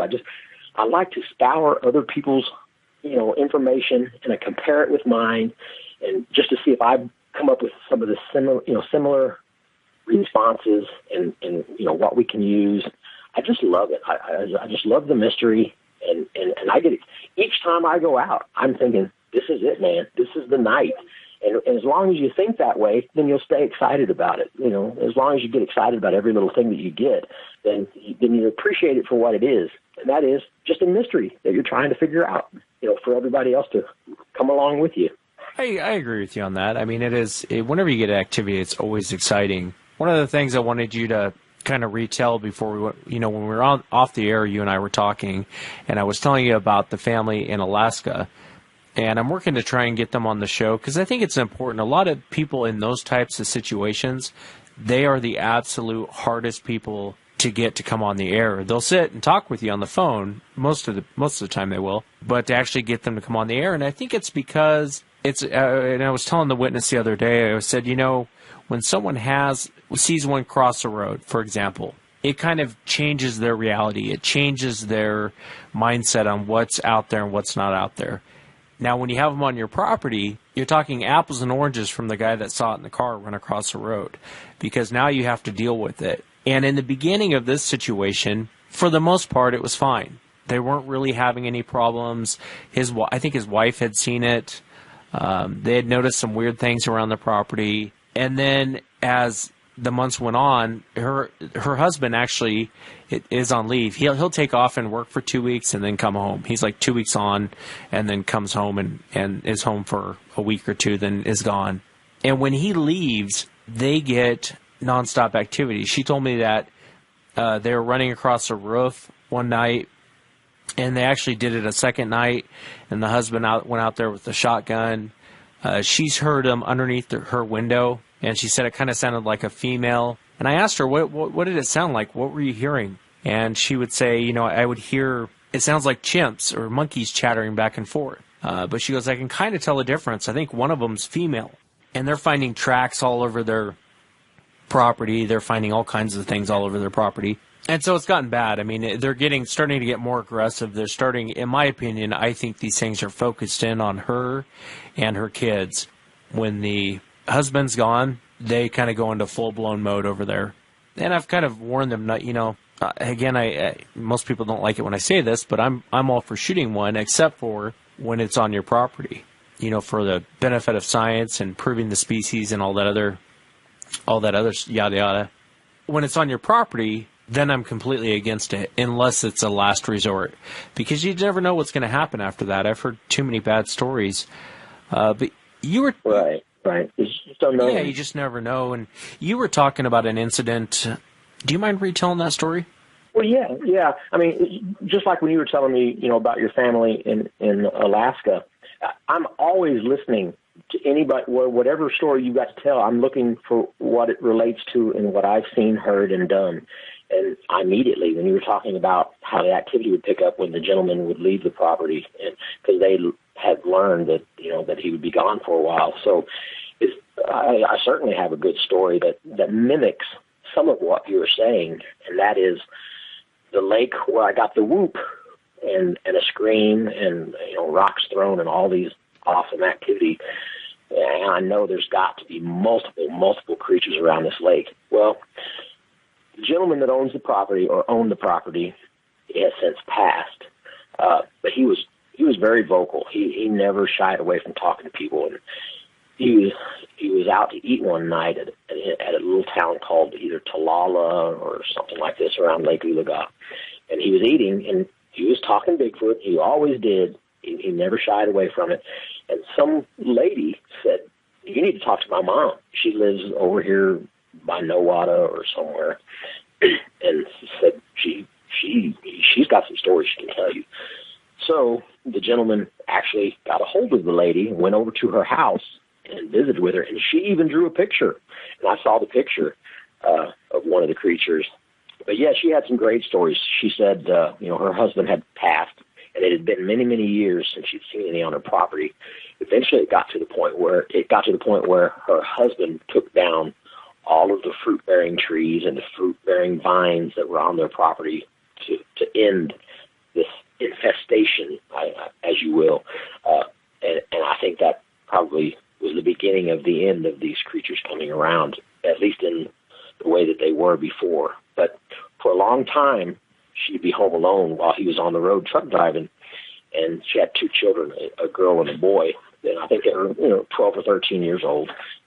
And she said that over time, she would notice this creature coming out at the bottom of their 20-acre field to eat fruits off the trees, and she would watch it. And she said it would be about every evening, about 9 o'clock as the sun started going down, she'd see him down there come out of the woods and eat fruit off the trees. And over time, it got to where she could step out onto the porch, back porch or deck or whatever it was. And she said apparently they tolerated it, and didn't get too worried. She would just stand and watch them. And she eventually noticed two young ones. She said they looked like they must have been twins because they were the same size and the same color. But she said they would just kind of bounce off the walls and kick off the trees and just play like kids while the female, she's assuming it was female, it had to be female, would eat off the trees. And she said she knew there was a male around because she'd occasionally see it at the edge of the woods. Sometimes it would show itself, sometimes not. But there became a time when the male it didn't bother him anymore. He would let himself be seen, and she would see him. She said one time her son had some friends over. She said her son would talk about it at school to some of his buddies, and one night he had some friends spending the night, and they're all crowded out there on the back porch when the female stepped out down at the bottom of their field to eat some fruits, and she let her son bring his couple of friends out, and they were all standing on the back porch. But what she didn't know is, unbeknownst to her, this large male was right there next to the house behind some bushes and stuff, and they didn't know it. And they're just standing there on the porch, and she said this male stood up in close proximity to all of them, just stood up right there. And she said that the hair on his shoulders and neck were fluffed out, like to make him appear bigger than he did before. So he was in either an aggressive state or a showy state where he was trying to look more menacing than he normally would. And she said the boys started to panic, and they were about to start running into the house, and she told them to just calm down and just walk in quietly, so she ushered them in as quietly as she could, from in a high state of anxiety that they were in. And she said they were all bouncing off the walls inside talking about it. And she said shortly after that, they kept hearing a noise on the front of the porch. And she said they went through the house and were peeking out the front windows, and this male was pissing all over the front porch. Oh, wow. And I'm just going to take a guess at what was going on. But I think over time, since that woman was the only one that they would see, they kind of accepted her to step out there and tolerated it, over time. And then now all of a sudden you got these young males out on the porch with her, and he had to put on a display and spook them all. And next thing you know, he's pissing all over the front porch. So it might be an ownership issue. They might be staking ownership to that woman and child, at least if these stories are similar. I don't know. But at least they sound kind of similar. Yeah, it is very similar. One of the things that she said is they'll run past her. She'll go outside sometimes with her kids, and they quit going outside now. I feel bad for the family. Anytime they leave the house, everyone's armed because they're so scared. But she said that before it started getting more aggressive, she had her mother over, and they were out with the kids out in the yard walking. And she said one literally ran right past them. She said it was so fast it was like a blur. And she said it had long hair, past its shoulders, had long hair. And coincidentally, he actually has a game cam. And she's seen 3. I think there's one black, there's one auburn, kind of a reddish color. And then there's one, she asked me, have you ever heard of anyone talking about it being kind of a blonde or whitish color? And I have. And so as we were talking, her husband goes, I captured this on the game cam that's out there. And the problem with their game cams is it snaps every 30 seconds. But what you see in this picture is it looks like, I guess, a gorilla running past the game cam, and then it has really long hair, almost like a mop on its head. And the hair and this is not a suit.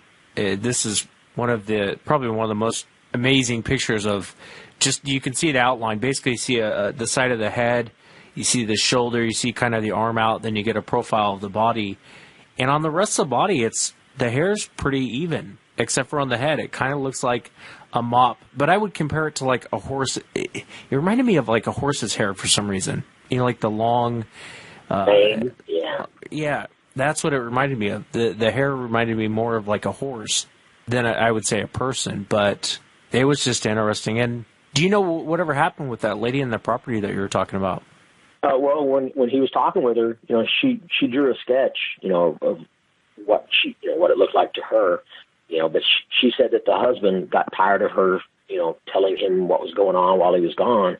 And one day he just, rented some equipment and cut down all the fruit-bearing trees, and they had vines on the side of their house that would bear fruit, and he just took them all out. He just said if that's what they're doing is eating this stuff, he says, he did what he could as being a truck driver because he was worried being away. So as any man would, if you're worried, you do what you can. And so he took down all of the reasons that they were there, and that pretty much put an end to it. She did say that she saw one time, and I thought this was an interesting observation. She said that she watched one of the creatures come out of the woods and walk across the field and go to her neighbor's fence and unlatch a gate, walk into their chicken coop, unlatch the door, go into the chicken coop, and come out with one chicken and latch the door back, latch the gate back, and walk back into the woods carrying one chicken. Now, this behavior, everybody knows is correct. And that is, I've talked to people who've caught them in their barns eating sweet feed. I've caught them in their barns eating all kinds of things. They have learned that if you take the whole family in and clean out the barrel, then they'll do something different. They'll lock the barrel, or they'll make it to where you can't get any more food. But if you only take a few handfuls or one chicken at a time, then the supply never ends because they'll keep replenishing them. And that seems to be a behavior of theirs. They're not gluttons. They don't ransack your whole chicken coop and take all your chickens. They'll take one at a time. Yeah, it's true. And I've heard that several times too. And people I've spoken with, they're like, it's like it walked in, grabbed one, and walked out. And you hear that all the time. Like usually when there's fruit around, people will start to notice there's more fruit missing than what the birds are eating. But you're right. It's rare that they go in and just wipe out a property, out of everything. Right. And I know a lady who had them visit her farm for, a couple of years. She was making bread one night, and she said they had 12 kids, so she was always making huge amounts of loaves of bread. And she said she had them sitting on the kitchen table in very degrees of being cooled, and she had to run to town to get something, and she left the door, just a screen door. She said they never locked the door, and she said she come back and she noticed that there were 2 loaves missing. So during the day, something opened up the door and snatched 2 loaves off of her counter. Oh, wow. Yeah, it's interesting, and it's interesting when you listen to what people tell you. You're right. There's a lot of consistency in what people tell you with regard to their behaviors. I know this show I just did recently, the gentleman was talking about how he was up on a ridgeline looking down, and he saw one belly crawl in, and it was watching Boy Scouts. And when it heard him up on the ridge, it popped up on 2 legs, and he said it was like a flash, and it was gone. You hear that type of behavior all the time, too, of them crawling in. Like you were talking earlier, the approach is different than normally when they leave. Yeah, and, witnessing it is one thing, and then having an audio of a slow approach and a fast exit pretty much verifies when somebody tells you that as part of their experience, then I can believe it. So that's what I like about research is you could pretty much weed out, when somebody says it had red glowing eyes and fangs and long fingernails, well, you can disregard that right off the get-go. Yeah, well, I appreciate you sharing the audio, Randy, and I appreciate you coming on and sharing the stories. I mean, you didn't have to send me all that audio, and I thank you for doing it because it's awesome. It's awesome to listen to, I think. And then having the guy that recorded it tell you what's going on in the recordings, that helps, you know what I mean, as opposed to just something you find on YouTube and play it on the show. Right, yeah, it puts it in context, especially for any of your listeners who are researchers. Because they know the story. They know what's going on when you're sitting out there. When somebody can put into context what they're listening to, I think any of your novice researchers can get on board with that. Yeah, absolutely. Well, thanks again, man. I appreciate you coming on. All right, no big deal, man. Anytime I get something new, I'll let you know. Thanks, brother. All right, bye-bye. Remember, if you've had an encounter and you'd like to be on the show, shoot me an email. My email address is wes@sasquatchchronicles.com. Again, check out the website, sasquatchchronicles.com. Until next time, everyone, have a great night.